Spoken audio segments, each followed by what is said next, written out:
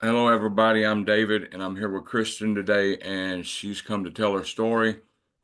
She's been targeted since 1998 that she knows of, and so, but she's not really sure if it may have been longer. So, Kristen, what's your life like before your targeting, and what is it like now? My life was pretty simple before.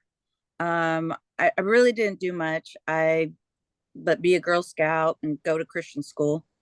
Um, and I was on permanent grounded. I was permanently grounded by my father. I think it was just his way of, keeping me safe, in the house. So I really didn't have a lot of friends or people to, talk to or hang out with. So I was always kind of a loner, um, at home reading. And and then let's see, around 15 or 16, I got my California proficiency exam. It's like a GED for 15-year-olds or 16-year-olds. And I just start going to college, community college. Um, and then I was an exchange student around 18, 17, 18. And I went overseas for a summer for a little while. Came back. I decided, you know what? This is great. I need to see the world. I don't know shit. Pardon my language, but I realized there's so much I didn't know. And I decided I'm going to do something new, something more. I'm going to keep pushing forward. And I decided I'm going to join the military. I'm going to get rid of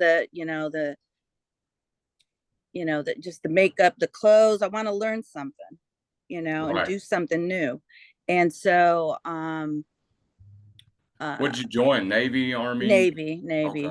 And I just always loved the water. I was a swimmer, I was a good swimmer. So I was like, I'm going to do that.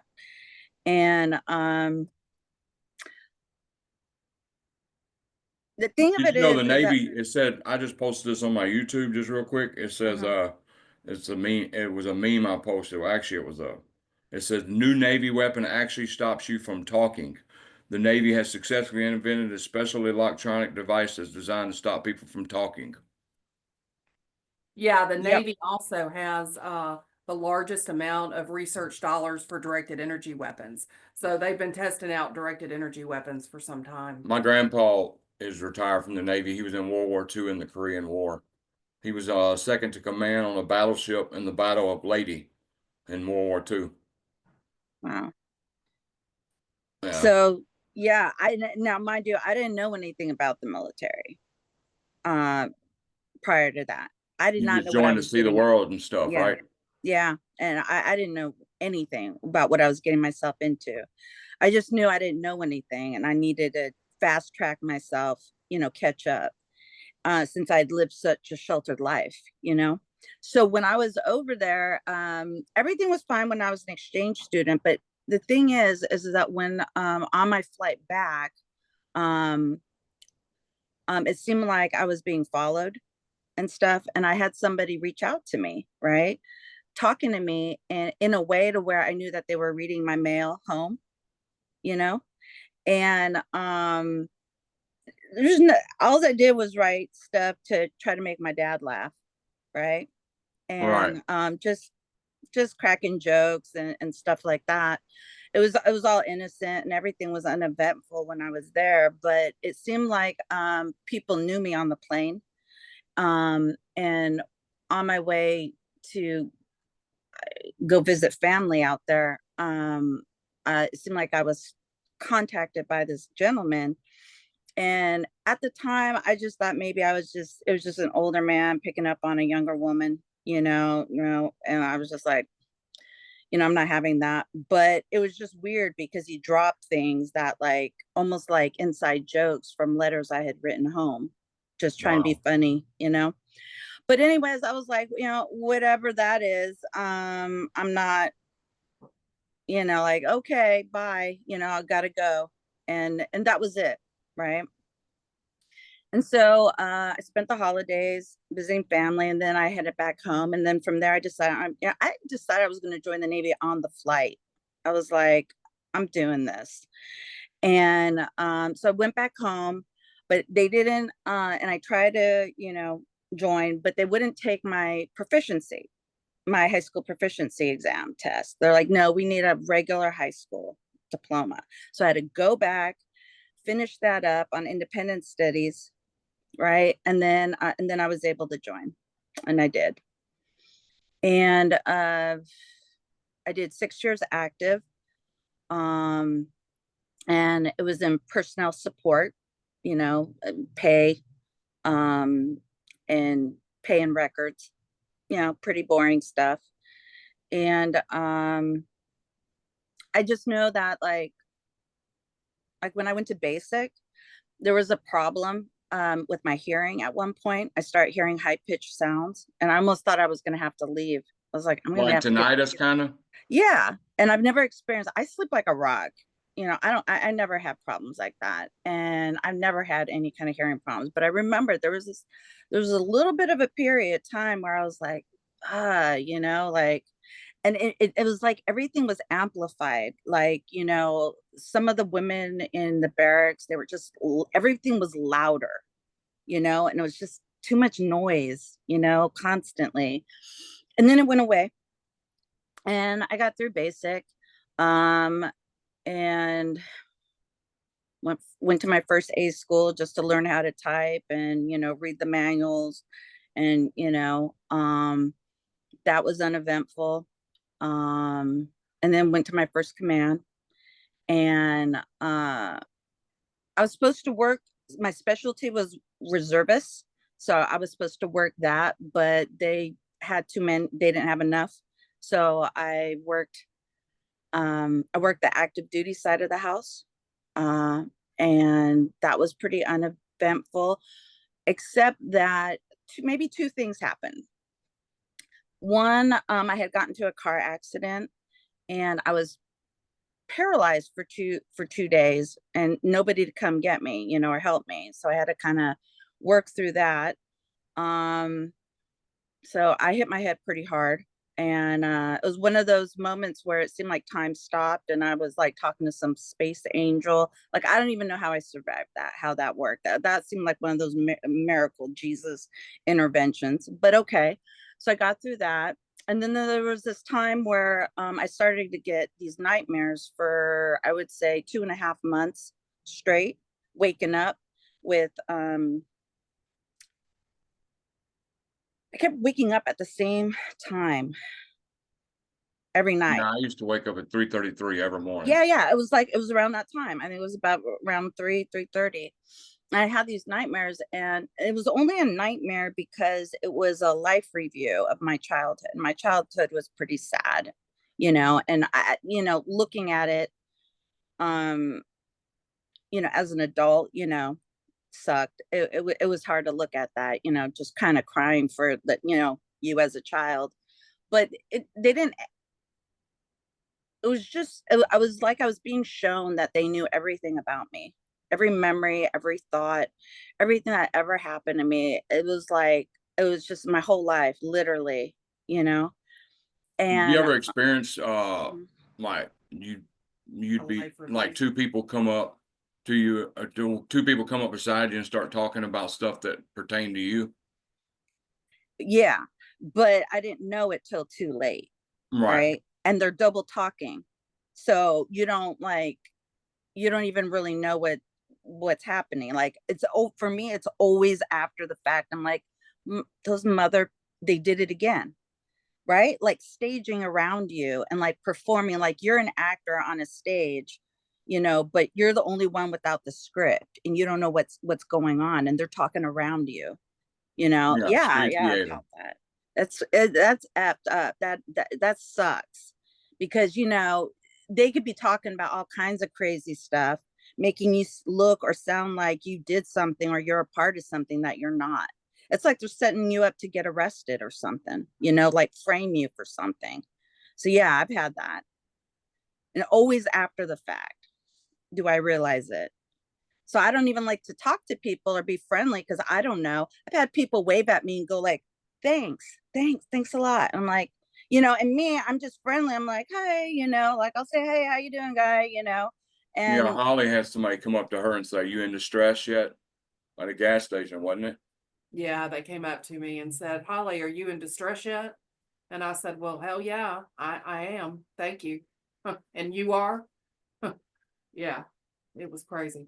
So they do, yeah. So yeah, they've done that a lot, and it's unsettling because it's like they get me every time, because I just want to be a nice person, say hello, hey, yeah, what's up, but no, all the So, time. did you experience any smear campaigns that you know of? Like, did you notice any friends and family just start shunning you? Oh yeah, yeah, yeah, yeah. I pretty much at this point, I think, yeah, all my immediate family are somehow, somehow, and then some of my friends, the couple of Did it friends leave that you I did, wondering like what's going on?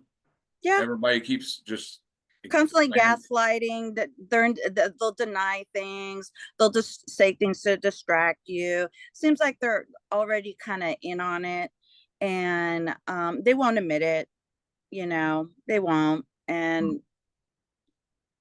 And what can you do? What can I do but just, so we just all kind of play along, I'm just like, okay, well, So your life was kind of uh hell before targeting and after targeting, right? yeah, yeah, I was neglected as a child, emotionally, abused and all, but I don't like to go into it because I'm a grown up. I grew out of that. I don't have any hangups over that. I grew out of away from that, but then I come back, and probably my time in the service was my best time of my life. Um, uh, just because I just didn't have to deal with my parents and just where I was, and but then I came back home, and I just wanted to be there for my sister, and make sure she got graduated, and that kind of stuff. And I guess I just kind of focused on her. I was a little, I was kind of depressed. I did have another incident when I was in the service where I was attacked, and had the pillowcase put over the head, everything. And I was stewing over that, still, and got depressed and didn't want to leave, and the house or anything. And that was I was working through that, and I didn't get the help. I didn't have anybody to talk to about it, and so it just didn't get better. But like I said, I get out of the service, I come back home, and I'm back in the house again, like I grounded myself, not talking to anyone. I was just on the internet looking up just whatever I could find, look up, and keeping myself busy while helping my sister, with she had kind of a learning disability, and just wanted to be there to help her edit her papers or do some research, just make sure she made it through school, finish college. And So after so it kind of started in the Navy, and then after the Navy, now you're after the Navy, now you're experiencing a lot more stuff. well, I don't remember being followed around when I was in the Navy. I mean, I had, there was a time where I was getting that like life review. I think in retrospect, I think they were trying to let me know what they can do. I think they were almost kind of like maybe even trying to bring me in or something. It was more positive at the time, and I wasn't being hurt. They didn't like Freddy Krueger me, give me, they just showed me what my life was, what they knew and what they could do. Right? Right. They weren't, and I wasn't waking up hurt. I didn't have any burns. I didn't feel like I was being attacked, And if anything, I think they were trying to keep me in, and they were trying to fast promote me, actually. But I wanted to get out there and be there for my sister. So I got out. And when I got out, I guess it changed, things changed then. Could you explain what's like what you just started dealing with when you got out, like as far as your stalking, your targeting? Well, I think no, because I didn't quite realize it at the time, and I didn't know anything about this stuff. So I didn't even know what to look for. And remember, I didn't leave the house. I self-isolated when I got out. I wasn't trying to go anywhere. The only time I left the house was I had this one friend who liked to go to the club. and she would have to beg me, she would have to do everything she could to get me to go out with her. And and I would just play wingman. I just the bear, and at the bar, and like, okay, I'll be here, um didn't I really just didn't do much at all. And so they didn't have a lot of access to me. If they started that far back, they really didn't have a whole lot of access. The only way they could have got at me is either through my family, in the house, and through the internet and or the television, you know. Right. That's it.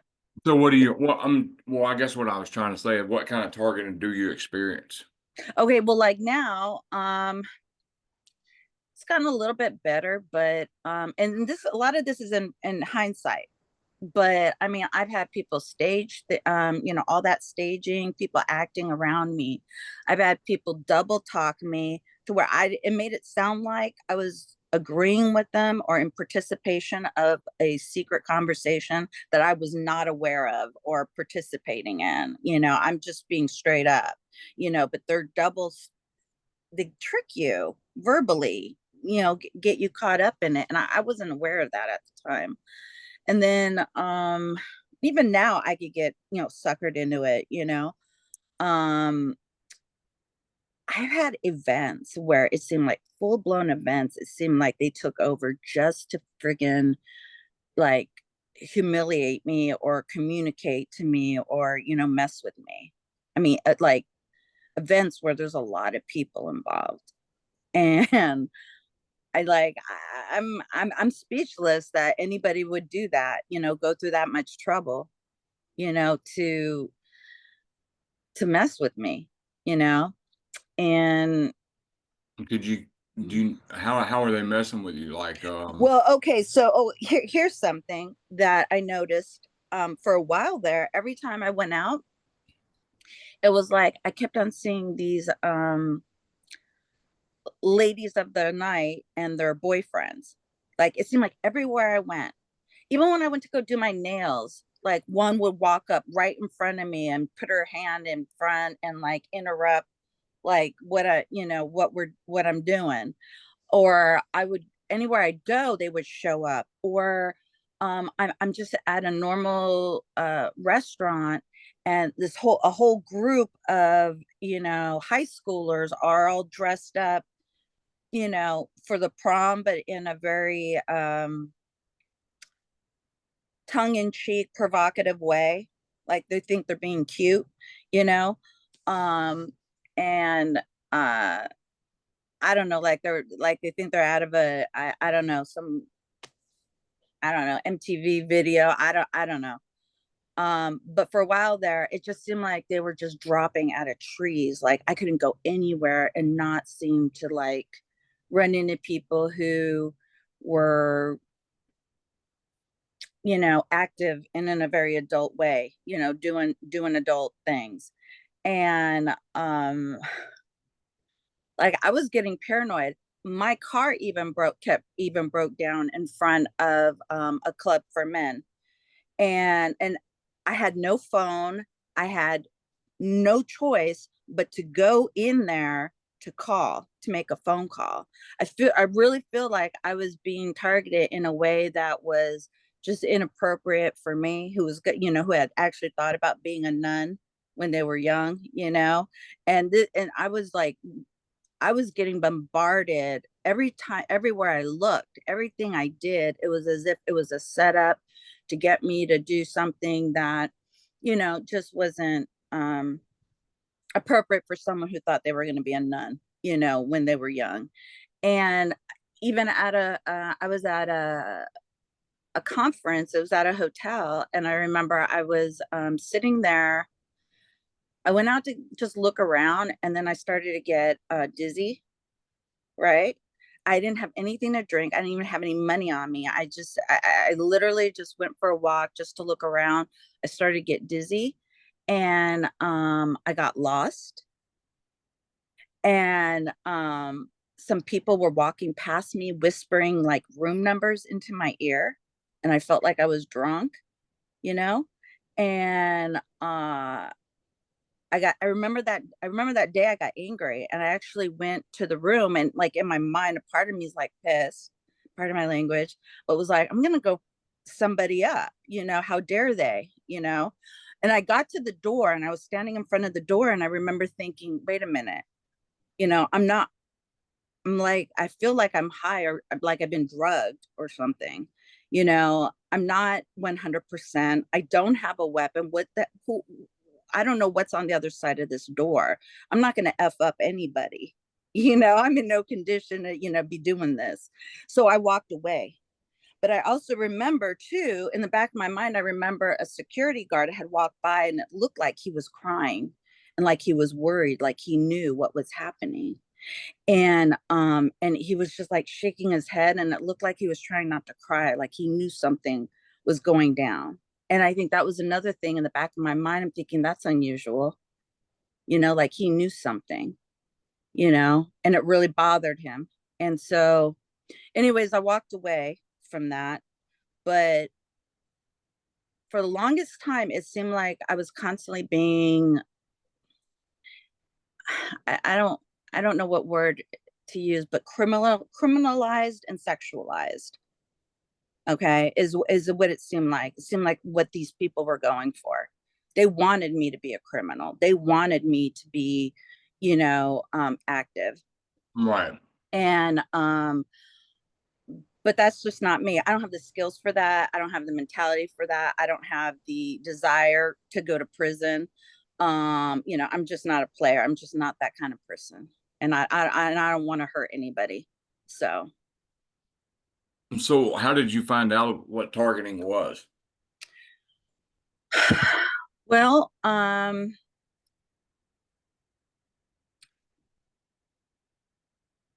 guess I was just constantly asking questions and looking to find answers to why it is I was hearing voices, why it is I was feeling burns and getting nausea when I don't get nausea. Like why was I having all these symptoms that, So you this were isn't. getting V2K. Yeah, yeah. Mm. And I remember the first time it happened, I noticed it.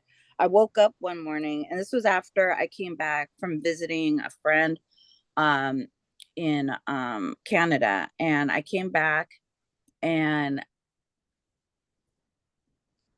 I don't know, maybe a couple weeks later, after I woke up, and I'm laying there with my eyes closed, and all of a sudden it was like a chat room in my head. And I just hear them talking, and that's just how it began. And I knew I wasn't schizophrenic. And I knew I couldn't make this BS up. Not in a million years would I ever make this up. I know me, but there it was. And they were just constantly harassing, mocking, interrogating me, trying to find out everything they could about me to use against me, to blackmail me and extort me. And it's just like, dude, you got nothing, because I don't do anything. I didn't leave the house when I was young. I don't leave the house barely now. Right. Like there's nothing. Were you answering them back? Yeah, I just didn't have a choice. They just wouldn't leave me alone. And they would like, and then it was even like they were trying to coach me even as to how they wanted me to answer. And like at one point, there was this like, imagine like a census, right? Of everybody, right? And they ask you a question and you answer it. And then everybody chimes in on their opinion. And imagine like a bar kind of going back and forth, like the boos, boo, boo, we don't like that answer. And the applause when they like your answer.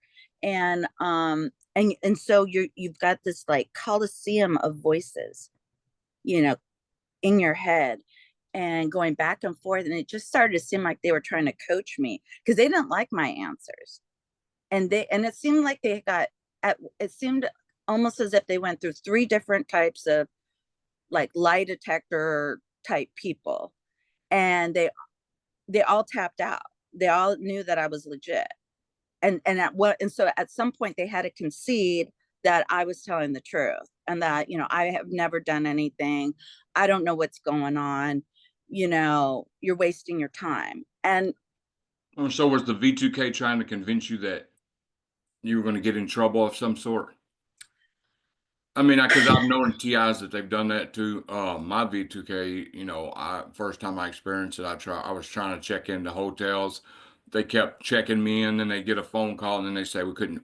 Well, I walk out the door of the last hotel. It was a Hamilton Inn, no Hampton Inn, in Springfield, Missouri. I walk out, and it's my handler's voice and her friend laughing, and that's the first time I heard. And they're like, "He can't even get in the hotel. He don't even know what to do. Look at him." So I go looking in all kinds of cars because I'm thinking my handler's here, but I didn't know it was my handler at the time. But anyway, so I'm looking. I looked in cars. I jumped the swimming pool area, couldn't find it, and I figured out, well, they're pumping something in my head. But I thought I was hearing voices at the time until I figured out what V2K was. That's just an example. Do you experience anything like kind of like that? um now when you say V2K, Voice to skull, but synthetic how are they telepathy, doing it? synthetic telepathy. Yeah, but how is it that they can do that? They can beam radio waves in your head that makes you hear stuff. There's all kinds of different stuff you got and now that I'm, I'm trying to think of it, it's not in I'm just audio trying to think of the. spotlight. Audio spotlight is one of them. They have there's many different ways. There's like 4 different ways they can do it. See, But that's what they're I'm beaming interested sound in. in your head. They Right. also have AI chatterbots, which sounds like what you deal with, the chatterbots all in your head. And That's AI. yeah, but they do it through radio waves, from what my research. Okay. Because yeah, it seems like there's like different ways to do, and the And they way. use different scripts too. Yeah, and it seems like it's different kinds of people. Like some of them are more intelligent than others. Some seem like just punks from the street. Like there's no way, just straight punks from the street that somehow they have the tech and know how to do it and the know-how. And other people seem a little bit more you know, you know, more technically savvy, and so it's just like this range of jerks doing this. Some seem wealthy, some seem not, some seem more educated than others, but it's just this wide range. And I never know from day to day, you know who I'm dealing with, and so yeah, I got the voices. I still get them. Um they're not always all bad, but for the most part, I'd say 90% is just is it's hell. I have to filter through a lot of different people attacking me, um lying to me, gaslighting me, um, trying to get me to say what they want, think about things the way they want, right? Because they don't it seems as if they don't want me to think of them in a certain way. They want me to see them in a way that makes them look flattering, that's flattering to them. They don't want me to know that they're a jerk, that they've been attacking me and hurting me. They don't want me to accuse them So they and play good send cop, them. bad cop. Right. Yeah, yeah, they do that too. Yeah. They do it all. Wow. No, I'm fixing to ask you a question, but I forgot. They just out of my head. And that's with the memory. Yeah. Oh yeah. Do you get forced speech? Have they ever forced you to, like, you'd be around a crowd and somebody's talking about something serious? Well, my brother just passed away, and they just make you bust out laughing or say something around somebody, and everybody just look at you like, did she just say that? Um, well, I know that for a while there, they were able to slur my, how you talk to yourself in your head, as you're working a problem out.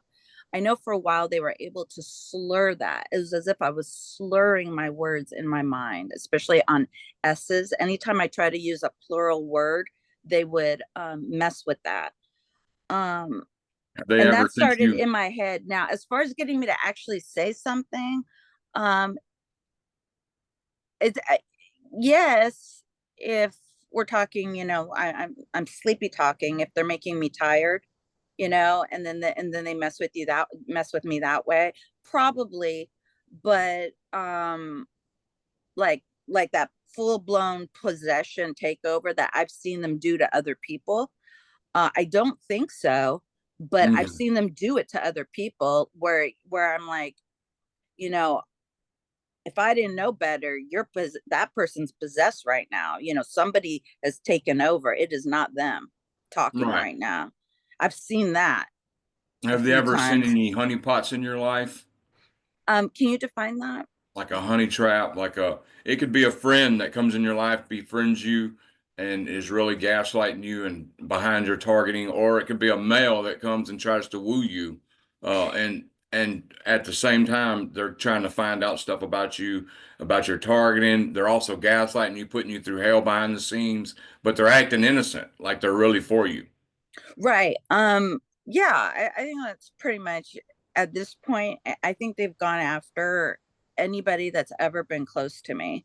I think they've gone after them. I think they've lied to them or recruited them somehow. They probably told them I did something I didn't do, and that they need their help. Well, let me All that. rephrase this. They send somebody to get close to you to ruin your life from behind the Yeah. scenes.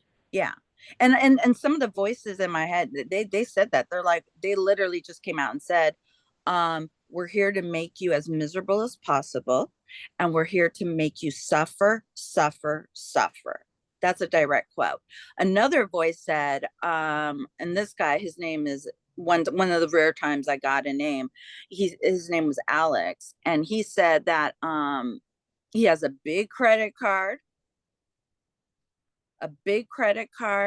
and that he was going to bleed me dry. Wow. And yeah, and there's been other weird things. I've gotten followed by a hearse for a while. Me Can too. you imagine that, being Holly got followed? the same thing. I was followed by a Hearst. Is that right? Yes, they followed Wow. me everywhere, even in a fast food line. They followed me in through the line and sat there behind me. It was crazy. It scared me to death. Wow. It scared me to death. Now, what also scared me was when I went to visit they killed my mother, my father, and got my aunt with Morgellons. So they killed three people in my family. My mom was a potential whistleblower against the government. And this could be very well be where it all came from, but she worked for CDC, so she knew a little too much. Okay. And anyways, they killed her with cancer. They killed my father with a heart attack. A matter of fact, my handler said, "Oh, he just had a little too much nicotine, Holly." And I said, "Well, that's funny. He never smoked a day in his life." And what he meant was he had too much directed energy all at once, and it gave him a heart attack. My aunt died of Morgellons, but when I was at the cemetery visiting my mother, they sent a Black Ops helicopter that flew around the top of the funeral home where I was, and then they sent a guy into the funeral home, and he got out of the car and made sure I was looking at him, and he held his hand up like, "You're next, looking for the next cemetery, looking for the next plot." So yeah, then they sent a hearse that followed me everywhere, and it scared me, scared the hell out of me. Yeah, yeah, yeah, yeah. I bet it did. Did you ever see, I got this one. Did you ever see somebody pull up alongside you with their face wrapped up like a mummy? Yep, yep. Or like a Muslim. Yeah. Yes, they sent him in the neighborhood. Yeah, they sure did. Wow. She stared me down like she was a terrorist or I was a terrorist, one of the two. That's how I felt. Anyways, when I saw her, yeah, they sent her in this neighborhood. They sure did. Her Yeah, whole I got a completely guy like wrapped. that, and he Yeah. gave me the finger Yes. at the Yes. same time. His face was all wrapped up like a mummy, and he gave me the finger, and I was like, "This is insane! Like, what now? What now? What Yeah. new crazy thing they're gonna do?" Right. They act like we're terrorists. Yeah. Yeah, that's kind of what they're portraying. Wow. Yeah, sad. Okay. Yeah, that's so sad. And then one time they sent a thing with a skeleton on the back. I was trying to find the picture of skeleton on the back, and they told somebody held up a sign to Holly when they passed by. It was a sign that said "You're dead." there's a gold skeleton on the back of the car. I'm trying to find it. Yeah, they had a skeleton, like a real skeleton, attached to the back of the vehicle. And on the window, they held a sign up and it said, "You're dead." Wow. Yeah. And then on the back, when they passed me, the skeleton was flopping in the wind. Isn't that the one you're talking about? Mm-hmm. How do you manage that? I mean, that's Well, once I realized, my handler taught me a lot. They sent him in as a honeypot. So I thought he was actually there to help me. right. Really, he was there to kill me. I had no idea. He was such a good liar, but he was with the CIA and they are good liars. So that's what they're trained to do. So his name wasn't even his name. Matter of fact, he told me he could get a new ID or identity with a phone call. And, I learned a lot from him without knowing everything that was going on. Like in hindsight, I learned a lot that the program is all fear based. It's all fear based. And they want your reaction. They want a reaction, but so they can log this into the supercomputer. The supercomputer wants raw emotion from us. So they put all of these different scenarios in your life to get that raw emotion for the computer so the computer can behave like a human being. So they do all of this role playing to get those reactions. Like when they killed my cat with the baseball bat, that was grief, raw grief, because I literally left my job. I had a mental breakdown, the works, the works. When they blew my car up while I was driving and blew the whole front end off, raw emotion. I was freaked out, scared, screaming, crying. Um, when they ran me off the highway and hit me in the back going 100 miles an hour, threw me down the highway, and I was almost dead. I was screaming out for Christ and my mother. So they got raw emotion off that. And so that's what they're after. They're after raw emotion on different scenarios. And that's why they put all of these different role playing things in our life so they can get that raw emotion. Once I realized it's all fear based and I started ignoring it, the driving incidents on the highway, them trying to run me off the road, all of it. Once I started ignoring it, half of the gang stalking all but stopped. Because Yeah. they weren't getting what they were after and they were Right. wasting money. They started wasting money on me. And here's the thing that I was talking about on Holly. You see that vehicle? See that skeleton on the back? Yeah. Yeah. She got that with her camera. So they rode by her and said, "You're dead," and then they sped off really quick, didn't they? With the skeleton on Yeah. it. You see that skeleton? That's a gold skeleton right there on the back. Why do you think it's And gold? this wasn't near Halloween. This was in March or May. Yeah, they Why do want you to think scare you to the Mhm. point where you think, I'm almost dead. I'm going to die. Now, granted, the directed energy weapons damn near killed me. They burned me so bad all over the front end of me. They blew out all the blood vessels all over my stomach, my breasts.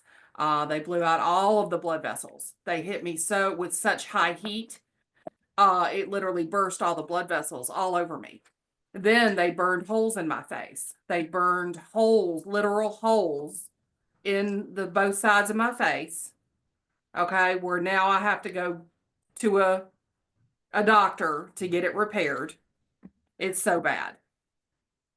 That's with lasers. It's pinpoint lasers. They're high beams with extreme heat. And they made me go blind in my right eye. I went completely blind. I had to go get a surgery to get my eyesight back. And then they gave me cancer. They sent so much microwave radiation to my body. My thyroid grew multiple tumors. Trying to, deal with the microwave radiation, I had to have my thyroid removed and all the tumors removed. Yeah, your Do they thyroid ever tell you absorbs what to do? radiation. Huh? Do they ever tell you what to do? About Like your protective? V2K. Oh, no, no. My V2K, all they do is tell me to smoke, smoke, smoke, smoke. And she hated smoking. She wouldn't even go in her mom's house because her mom I smoked. despise smoking. Now I smoke. But Well, I see, that's bet, interesting because yeah, I think that it seems like I've gotten the kind of feedback where it seems like they'll find out what you hate and don't like, and that's what they'll try to make you do. right. Like, I was very Christian, hate the devil, hate the witchcraft and all that, and now I have to do crystals and singing bowls, and now I look like some kind of new age guru, right? They I'm try to still make you feel Christian. like a hypocrite, Yeah, yeah, sort of. exactly. And they've used that word before, Yeah. mocking me, saying like, "Oh, look at the hypocrite," And right? speaking of that, I don't know if you know what hand pan music is. It's called Oh, hand. the steel Yeah. drum. Me Yeah, and Holly listen to that at night for our V2K. We put hand pan music on, and it really helps deal with V2K. that's And interesting because it cured Holly's tinnitus for a day. She was hearing oceans in her ear and really loud and stuff. And Alternative Homestead in Lorraine, that's her YouTube channel too. That's a TI YouTube channel also. She that's awesome because that's exactly what I'm getting into now is sound healing, singing bowls, the chimes. That was something I'm gonna get is a hand pan, Yeah, the all that. hand music is awesome. It drown, you know, when you have that high pitch in your ear like I do nonstop, Yeah. those frequencies are so soothing. It just kind of relieves the stress for the night and allows me to Hmm. sleep. So it's really, really, really nice. Yeah, I love it. Yeah. okay. So So are you pretty much isolated, would you say too? I mean, as isolated as you can be with, no friends, Right. work, and anybody you may come across may be a perp, out to hurt you, who's helping, these people. Um, Now, you have know, you tried to work being targeted? no, because I'm on disability, Oh, okay. with the military, but so it's been getting me by. But I feel like I'm on my last leg. I don't feel like I have much time left anymore, and I'm just kind of, I wanted to get work. I wanted to use the benefits to get retrained and do something, but I don't see how. I feel like that this is it for me. This is as good as it's going to get because so I'm doing stuff like personal training and then like taking classes for health coaching and all, but that's just for me to learn how to take care of myself again. Right. um I don't expect I'll be doing anything with it other than just help myself, but that's just what I'm doing to help just to try. But no, I can't imagine trying to get work, and some of them mock me. They're like, try it, see what happens, try it, you know Right. because I think they'll just sabotage me everywhere I go, everything I do. You know, I don't even know if it's worth trying Right. ever. Don't, there are a lot of targets that do work that I've ran across and they really have difficult times, but they make it through like, Holly goes through it and, she's a warrior. I call her a warrior. That's one of my nicknames for her, but because she's They a warrior, she gets gaslit, she gets Oh, burned they all the way gaslit there. the hell out of me at work to the point they gaslit me so bad that I literally was grabbing the skin on my arm and twisting it. Like, do you feel, am I feeling this? Am I feeling this? Do If I it's feel the real, pain? And I had to literally go check myself into a mental institution. I had to leave work, drive to a mental institution, and check myself in because I had disassociated because of all the gaslighting.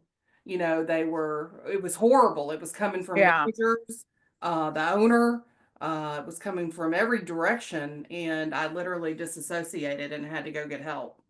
I had to do that a couple of times as well. Once it was like a full-blown epileptic seizure, and I was just like twitching, and it was like I was getting constantly bombarded by electricity, and I was just twitching, and my brain just got exhausted. And before that happened, right before that, I was hearing this high pitched sound and nobody else could hear it. Everybody else was going asleep while I was like, oh my God, and it was just like this sharp, it was just affecting my eyes. And, I was having an epileptic seizure and I had to go in and rest, Right. and that's brutal. When you're a strong person, and or you, at least you like to think you are, and then Right. they just totally disable you like that, they do you like that, it's just, it's brutal. But you do what you need to get well and Right. get back on your feet again. And that brings up a one point is that the first time when they hit me really hard, when they stopped for a while, I'll tell you, the moment they stopped for a while is when I was laying there and I'm like, and I had that thought. I said, you know what? That's it. I'm letting my mind go. I'm not arguing with these pieces of, I'm not doing this anymore. And I'm going to just lay here until I die. And I'm just going to let my mind go. I'm not doing this anymore. And that was the day that they stopped for a while, because I think they really thought that they had me down permanently. And um over the years, as I started to get back on my feet again, at some point they came back, it started up again. And I remember this one female voice, she said in a sing-song voice, and like with the shoulder action too, like that. Mhm. I just can't believe I had like these juveniles, these idiots, kind of idiots in my head. But it was like that, and she's like, "I just don't like that. I just don't like the fact that you're respectable, just like that, and and that's why she was back, and that's why they started up again. That's what she said, and then one of these other guys said that some of us feel kind of bad what we did to you the first time, but some of us think you'll talk, dot dot dot. And I think at the end of the day, for them, for at least for that guy and his group, um they just don't want me to find out who they are, and they don't want me to talk. They don't want me to find out. They don't want me to say anything, and they certainly don't want to have to answer for torture. Have you All ever these. found yourself sensitive? Do you have anything, certain things you're sensitized to? Like, in my targeting, I'd be, I was a homeless, a big part of my targeting, and I'd be walking around all of a sudden, uh, well, well, the hour's almost over. The end of your life's almost come. They'd put a big smiley face there. So every time they would do something like that on the phone, then they would erase it from my phone remotely. So every time they would do something like that, they'd put a smiley face. So I got to where every time I seen a smiley face, I'm like, well, this is a perp. So some people just use emojis just to use them, but I'm thinking they're perps because I'm so sensitized to what they did to me with the Right. smiley. Do you know anything like? Well, maybe a few things. I mean, for a while there, I was afraid to. They got me so spun up on food and colors and right and left. Like I was afraid to make a choice. Like I couldn't choose. I was afraid that something catastrophic would happen if I choose wrong, Right. right or left. And I was just Yeah. like, or like I couldn't order food from the menu, at going through the drive-through. I was just like, like if I order the wrong thing, something will happen. It'll Like an cause a impending reaction. doom. Yeah, something will Yeah. happen if I and so for the longest time, after they had left me alone, after I crashed so hard I gave up, I was not getting up. um that slow process of recovery, that was part of it. That being overly sensitized and hyper paranoid, like I'm going to do something wrong or something's going to happen. And then I got out of that. And like I said, maybe I got too much on my feet again because they came back. I guess they got worried that I was getting out in public more and being more active, and they just weren't having that. Right. They were not having that. They're petty. Some of these people are very petty, spiteful, juvenile kind of people, and yeah. So has this affected your health in any way? Well, the cancer I've had, I'm having like uterus problems. My whole perineal area is constant problems. I've gained a lot of weight, so I'm a heavy girl now. I've been for a while, but I just can't. I'm trying. I'm starting to maybe a new program, a new way, but um to lose the weight. But I mean, I'm a big girl now. I've lost years and years of my life where I could have been productive. Um, uh, I've had the burns. I've had the my back pain. Like two flattened discs. I have bones that's worn down now. Um, uh, you think, um, and then making you like an empath, playing with your emotions. Like I don't know about you guys, but I know that now I can pick up on people's feelings, emotions. I'm like electrosensitive. I mean, for a time, I was draining batteries. For a time, sometimes I can pick up on people's emotions. Um, and being in like their aura fields or too close to them. If they're not feeling well, I'm not feeling well. My One of my relatives had accidentally stabbed themselves in their hand, and I felt the pain, the sharp pain, as if it happened directly to me. um I just feel sometimes I feel connected to things in a way that's like I sometimes I feel the like the ocean, like a migration sense of like a pool. Right. um and I felt that on and off. Sometimes it feels like I have a heightened perception of like radar or sonar or something. I don't, I guess it just depends on who's doing it and when. But, all I know is right now, I'm just super sensitive to everything. And, it's crazy hard. It's crazy hard not to, and then the pain. I have constant nerve pain, to where I don't even want to get up. Sometimes the voices will say like, some of these people will say like, "Oh, we'll get up, walk around," and that's a good idea. That's not a bad idea, but I'm in too much pain to get up. I'm tired, and you know, and all I can do is, and I have like my X-ray jacket vest sometimes when the nausea starts. I know that that could help. But I don't know much what to do, if they don't want to Is leave it you is alone. do you find the X-ray thing does help you? Oh yeah, with the nausea. Like if you start feeling nausea, But them things try are that. expensive, ain't they? Yeah, they are. But you try that, get the blanket, try that and see. You'll know immediately if it's, you're being bombarded with that. Right. Because the nausea will stop, right, or Yeah, I go have a friend. down. He took an X-ray uh apron and he mended a hat. So he made a hat out of it and mended it. He wears it on his head all the time. So yeah. Yeah.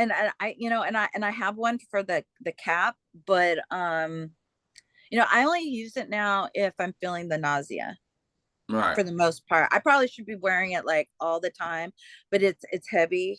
And I don't know. You get to a point where you kind of give up. You're just so tired of like,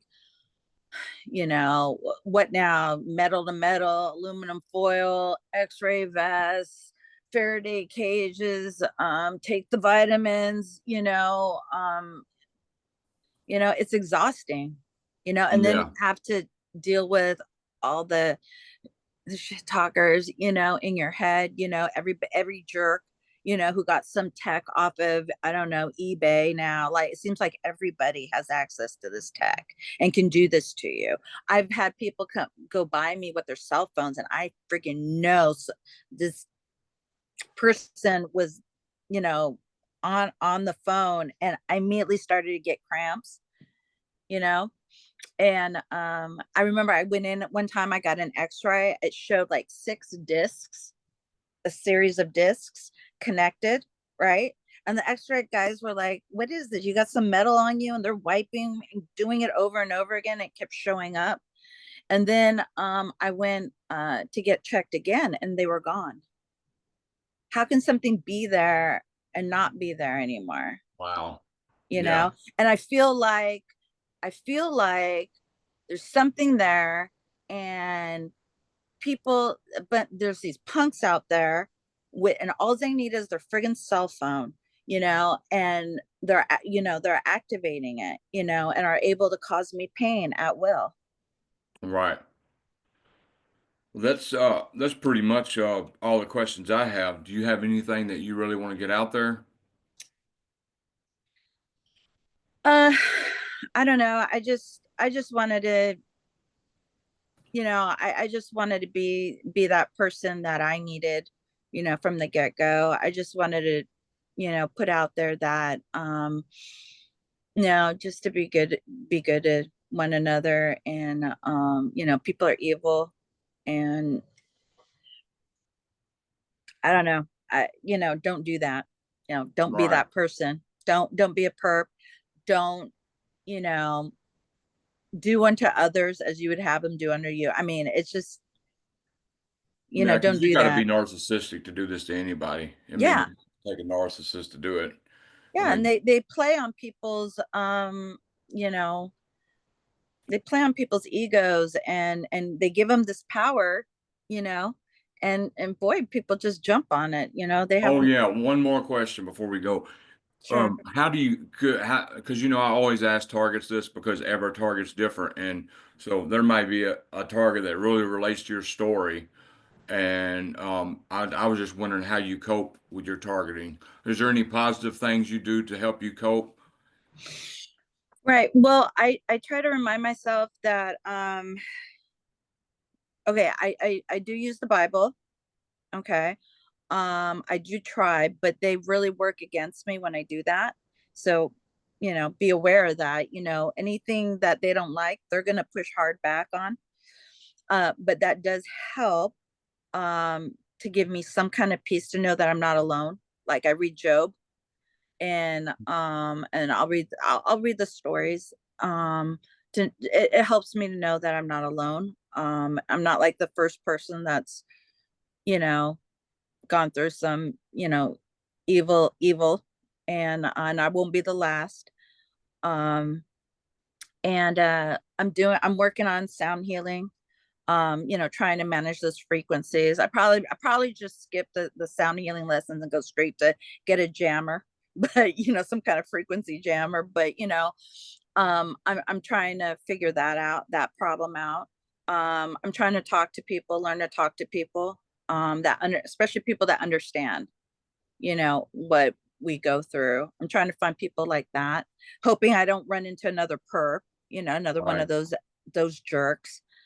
um and Getting out and grounding and getting out in nature, doing the vitamins, just focusing on my health. um I would say to know yourself helps, to separate you from them, because they'll try to confuse you. I mean, just know your values and stick to them, and don't break it. No matter what they say or do, just stick to your values and let that be your anchor, your guide, and don't let anybody, you know, push you off. And if you make a mistake, correct it, course correct, and keep on going. And don't let them bring you, don't let them tell you who you are. You tell them, and Right. that's it. I think that's awesome, especially the Job thing. There was a time when Holly was going through some stuff, and she said, "David, will you just read Job to me?" You remember that? Yeah. And I would read Job to her, And in Job 42:10, just for everybody's knowledge, Job 42:10, it says, because because Job prayed for his friends. I forgot how it goes. God gave him back double, and God, because Job prayed for his friends. Instead, he's going through all this stuff. He starts praying for his friends instead of himself, and God gave him back double. So I think there's power in praying for other TIs and people instead of yourself, because God knows what you need. you know. Right. Oh, Yeah, well, I I think you're thank you right. for coming out, and I'm going to stop the recording right now, and Yeah, then we can thank say you our so goodbyes. much. And we so appreciate it. Yes. Thank you, guys. Thank you.